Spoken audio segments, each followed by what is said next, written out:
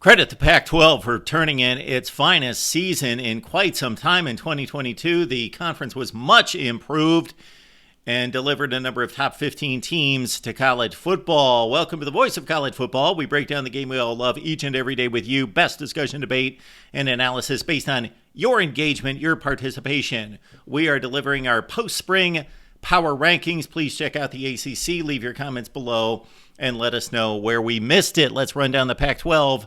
And will it be a banner season for the conference? Will they continue to elevate based on great quarterback play, better quarterback play than anywhere in the Power 5, in my estimation, in 2022? And they brought just about everybody back for 23. How about that? Not Jack Plummer, though, as we start at the bottom of the conference with our number 12 team, and that's Cal. The Golden Bears coming off a lackluster 4-8 season. They lost to Colorado. Should we say anything else? They lost to Colorado, who was atrocious, abysmal, beyond belief. Justin Wilcox, I believed, was a great hire by Cal, but he's not proving to be as much. Bad recruiting, not playing up to standards, well below 500 in conference play during his tenure. And yes, their experienced quarterback goes to Louisville. Jack Plummer, 21 touchdowns, 9 picks, is gone. Although they get another quarterback transfer in from the ACC in Ben Finley at North Carolina State, where he vied for starting time there. He's going to be challenged by Sam Jackson V and also Fernando Mendoza, two inexperienced quarterbacks. Byron Cardwell gained over 400 yards rushing for Oregon 2 seasons ago. He's added to the running back room, as well as another transfer in Brian Hightower from Illinois, 37 catches in the Big Ten last year.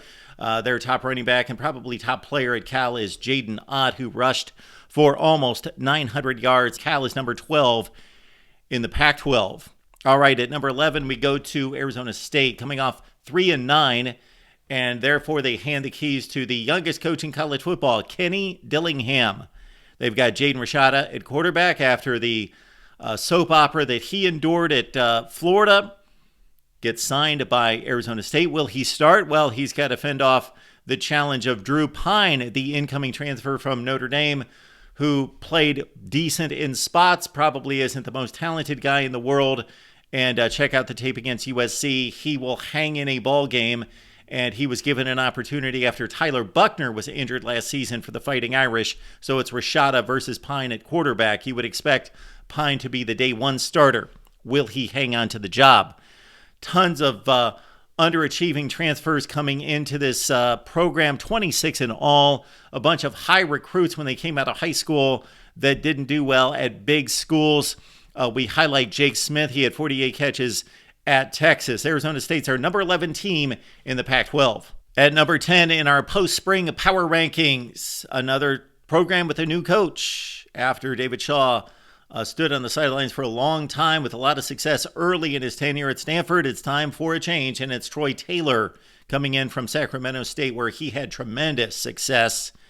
Only 3 transfers for a Stanford program, so if you look across college football, it's pretty standard to see 12 to 15 transfers coming into any particular team, and especially bad teams. Of course, they're looking for new players to come in and revive the program, but for Stanford, just 3, and they're all FCS caliber players, so not a lot of help coming from the outside and not much coming in by way of recruiting either, with the 59th rated class for the 2023 cycle. Ari Patu looks to be the starting quarterback, most likely to replace Tanner McKee. Running back E.J. Smith is actually the most experienced player coming back to an offense that is losing just about everybody on that side of the football. Stanford, number 11 in the Pac-12. At number 9, we go to the biggest wild card in the Pac-12. We go to the biggest wild card in all of college football, and you know where I'm going. I'm going to Boulder. Coach Dion Sanders. All right, this is epic. A legendary mass overhaul. We have to check it every day, a few times each day, because the number keeps rising. It's up to, I believe, 43 transfers now into the Colorado program, and they actually lost more than that. They still have scholarships to give out, but the most prized scholarship was given to cornerback and wide receiver Travis Hunter, who has been focusing on the offensive side of the ball during spring. He, of course, came in from Jackson State as the number 1 recruit in all of college football 2 seasons ago. And also 5-star cornerback Cormani McClain, who Colorado wrestled away from Miami and Alabama. Former five-star Havel Smalls comes in from Washington. He did little there, but of course, huge upside as a five-star.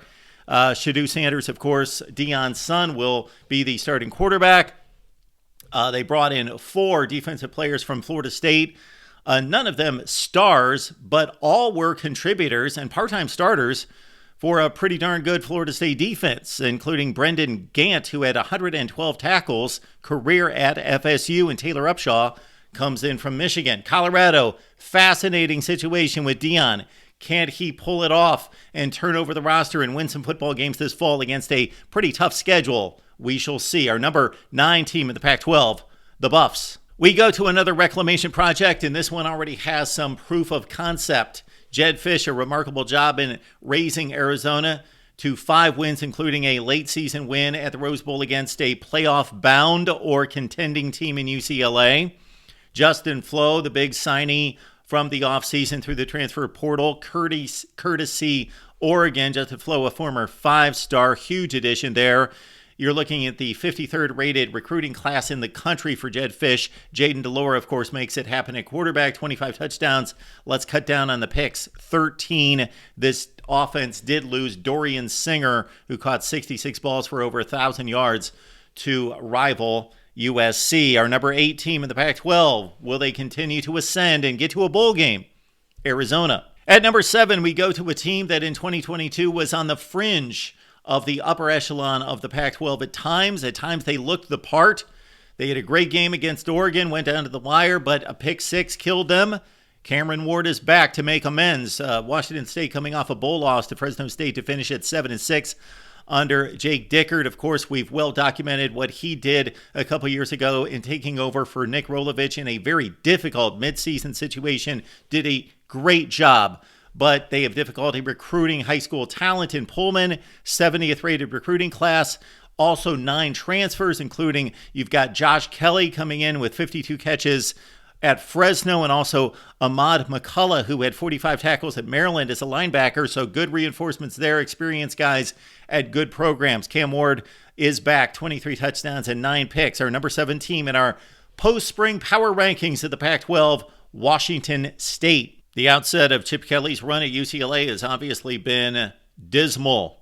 His first 3 seasons were awful. He took over a top 15 roster in the country, and he could only get 3 or 4 wins a season. But he broke through 2 years ago. And I even dismissed that 8-4 season because they defeated everybody that they should. Some really bad football teams. They lost to anybody with a pulse. This last season, though, they were much, much better and really faltered down the stretch, lost some critical games, could have played in the Pac-12 championship game. They came that close against USC. Then they lost a double-digit lead in the fourth quarter of their bowl game against Pitt. So UCLA's 9-4 last season was actually better than it looked against a good schedule in conference, certainly not out of conference. But who replaces Dorian Thompson-Robinson? He's been the quarterback forever. He's now with the Cleveland Browns. You've got Colin Schlee from Kent State. He's a candidate, as well as the 5-star Dante Moore.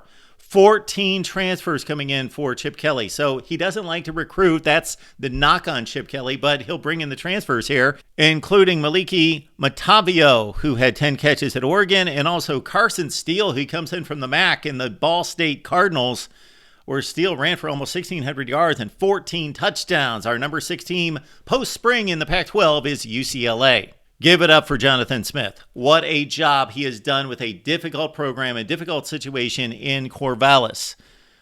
When Jonathan Smith took over, they had statistically, based on the S&P Plus, one of the worst rosters in the last 25 years in college football. They just went 10-3 in a solid conference, good conference, up-and-coming conference, very strong in the top 5 or 6. Pulled off some nice wins. Only lost to USC by 3 points. Only gave up 17 points to USC, and they finished 10-3. They win a bowl game, and Oregon State on the move. Well, they need quarterback play. Chance Nolan was the starter for much of last season until he got hurt. He transfers, and now they bring in the former 5-star quarterback DJ Uiagalelei from Clemson. The rep on him is bad. I will say he played okay. He was marginal, but much better than the season before. 9 touchdowns and 10 picks, and really his wide receivers let him down. We'll see if he can be the steadying force on this team that really only lacked a passing game last season. Aiden Childs comes in as the 4-star quarterback. We had a recruiting class that ranked number 52 in all of college football. Our number 5 team in the Pac-12 post-spring, Oregon State. At number 4, let's go to the other end of the Civil War, and that's Oregon, the Ducks, and Justin Flo. He's gone. Also with some other highly recruited players in the 2022 class. So when the transfer portal opened during spring practice in April, Oregon immediately had a bunch of top 150 players leave. They didn't play or contribute much last season, but that depth piece is missing for Oregon coming into the 23 season. Definitely not missing is a star quarterback. Bo Nix is coming back. 44 touchdowns last season, even though he was hobbled down the stretch and that took away his run game. You've got DJ's brother, DJ Uyungale's brother, coming in as a top 50 linebacker signed in the recruiting class. Oregon, an intriguing team in 2023, and our number 4 team in the Pac-12. They were not given respect. They have had to earn respect. The back-to-back Pac-12 champion, Utah Utes, decimated, annihilated USC in the Pac-12 championship game. Cam Rising's health, though, in question coming into this season. They bring in a top 25 recruiting class.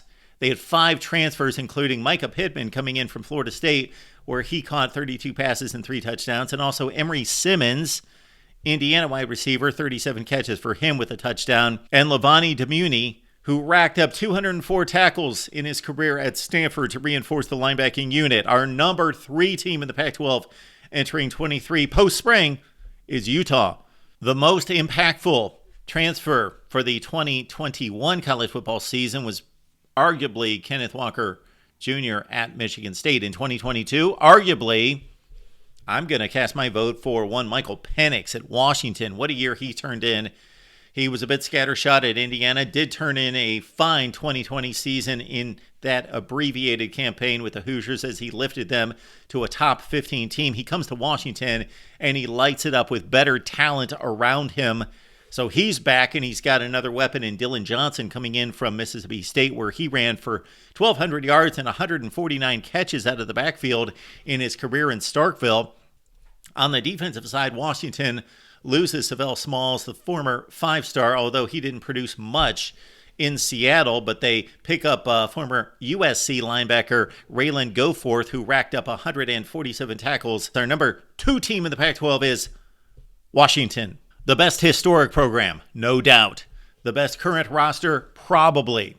The program with the best brand, the best notoriety, the most glamour, and of course they're headed off to the big bad Big Ten, but they are back for one more season in the Pac-12 to try to win a championship for the first time since 2017, and that's, of course, Lincoln Riley's USC Trojans. 7th-rated recruiting class in the country, and they also top 5 in transfers. So the talent additions were massive last offseason, but they continue this offseason because the defense was still pretty darn bad in 2022. They bring in also a late recruit signee in the number 1 tight end in the nation, Deuce Robinson out of Arizona. Dorian Singer, we mentioned him as a loss for Arizona, the big addition for USC with over 1,000 yards receiving and 66 catches. The prize of the early additions through the transfer portal, especially on the defensive side, include Bear Alexander. You've got Marshawn Lloyd, the running back at South Carolina. He comes in to fortify a deep and talented running back room. Mason Cobb is maybe the most important addition to this team because of the issues on the defensive side of the ball. And yes, he is a tremendous player, knows where to be, sound player, and pretty much quarterback that defense at Oklahoma State. Alex Grinch has more to work with this season. Let's see if he can elevate the defensive play to match what should be one of the top 3 or 4 offenses in all of college football. Our number 1 team in the Pac-12 post-spring, USC. Please leave your comments below. Tell us about what you think of the Pac-12 race. It should be an intriguing one. It certainly was in 2022. It was the best race of all, with 5 or 6 teams in contention, and we could have more of the same coming up in 2023. Let's talk it up right here at the Voice of College Football.